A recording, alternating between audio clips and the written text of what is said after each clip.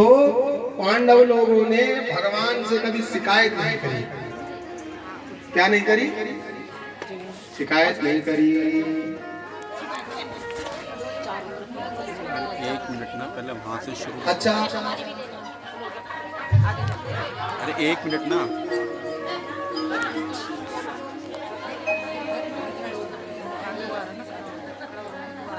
यहाँ से आना पड़ेगा।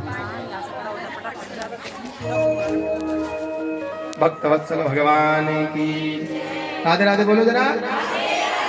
अच्छा, धीरे से बोलो और धीरे से। तो पांडवों ने कभी शिकायत नहीं करी। ध्यान से सुन लीजिए, अगर हमारा कोई रिश्तेदार विधायक हो जाए फिर हम गरीब रहें तो शिकायत करेंगे उससे कि नहीं?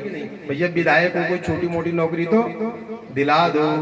पर काल बड़ा बलवान है, सबको नाच नचाए, और पांडु पुत्र भी मांगते घर घर भिक्षा जा। अच्छा, आपको बड़ा आश्चर्य होगा, भागवत जी में चर्चा आती है जब भी आप घर बनाए तो घर में 4 कमरे बनवाने चाहिए। कितने कमरे? पहला कमरा स्नान का, दूसरा कमरा पूजा का, तीसरा कमरा भोजन का, चौथा कमरा शयन करने का। स्नान वाले में भोजन नहीं, भोजन वाले में भजन नहीं, और भजन वाले में शयन नहीं। समझ रहे कि नहीं? तो भगवान के भी 4 कमरे हैं।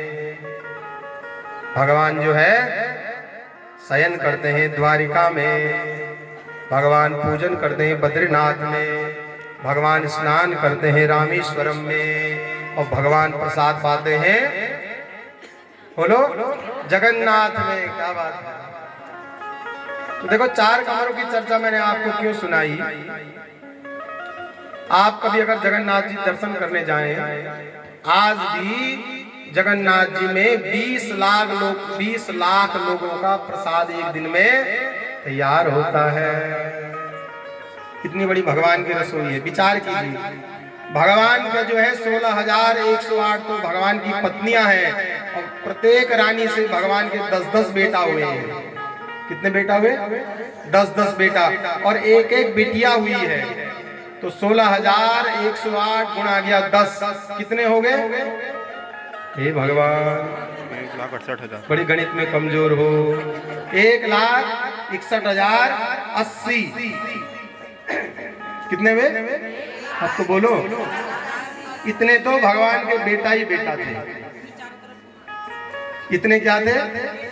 16,108 पत्नी और 16,108 बिटिया। अब ये जोड़ लेना घर में कितने हो गए, और फिर और रिश्तेदार नातेदार भी होंगे। विचार कीजिए, जब पांडवों को वनवास हुआ तो क्या भगवान 2-4 बोरी चावल वहां नहीं भिजवा सकते थे? राधे राधे बोलो। कुछ याद आ रहा है कि मैं क्या सुनाना चाह रहा हूँ? जहां इतना बड़ा भंडारा बनता हो, इतने लोग हो, जब आज 5 पांडव छुप के रह नहीं सकते थे?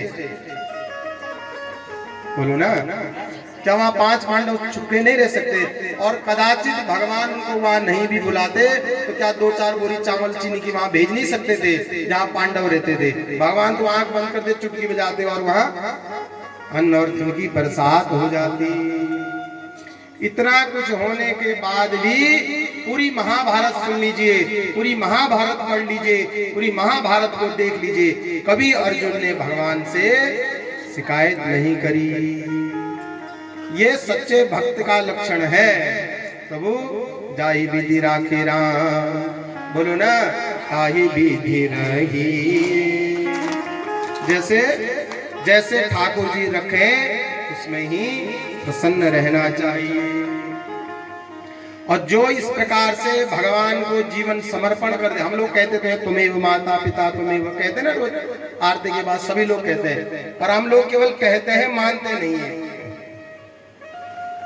राधे राधे बोलो। हाँ पिताजी, हम आपको बहुत मानते हैं पर आपकी नहीं मानेंगे। मम्मी, हम आपको तो बहुत मानते हैं पर मम्मी आपकी एक नहीं मानेंगे। बस हमारा, हम भगवान से भी यही कहते हैं, भगवान हम आपको तो मानते हैं पर आपकी बोलो ना, नहीं मानेंगे। और अगर भगवान की मान लेते, जब कह दिया त्वमेव माता स पिता त्वमेव त्वमेव बंधु च सखा त्वमेव। अर्जुन से एक बार किसी ने पूछा, रे अर्जुन, तो भगवान के कहने पर युद्ध लड़ने के लिए तैयार हो गया, गर्दन कट जाती तो? जहां कौरवों की इतनी बड़ी सेना मारी गई, वहां अर्जुन मर सकते थे कि नहीं? बताओ। भीम मर सकते थे कि नहीं? धर्मराज युधिष्ठिर मृत्यु को प्राप्त हो सकते थे कि नहीं? पर हमारी तरह नहीं, अर्जुन ने सच्चे मन से कहा था कि पिता भी आप हो, माँ भी आप हो, सखा भी आप हो और बंधु भी आप ही हो। हम तो केवल कहते हैं। देखो, अगर समाज में, व्यवहार में, संसार में कोई छोटा बच्चा है, उसके तन पर ठीक से वस्त्र नहीं है, कपड़े उसने अच्छे नहीं पहन रखे हैं, वो नहाया धोया नहीं है, तो लोग गाली बच्चे को देंगे कि बच्चे को माँ बाप को देंगे? बोलो ना। तो जब आपने भगवान को माँ बाप बना लिया है, तो भैया फिर आपको उलाहना मिलने वाला ही है। फिर जिम्मेवारी किसकी है? बोलो ना। फिर तो जिम्मेवारी उसकी है।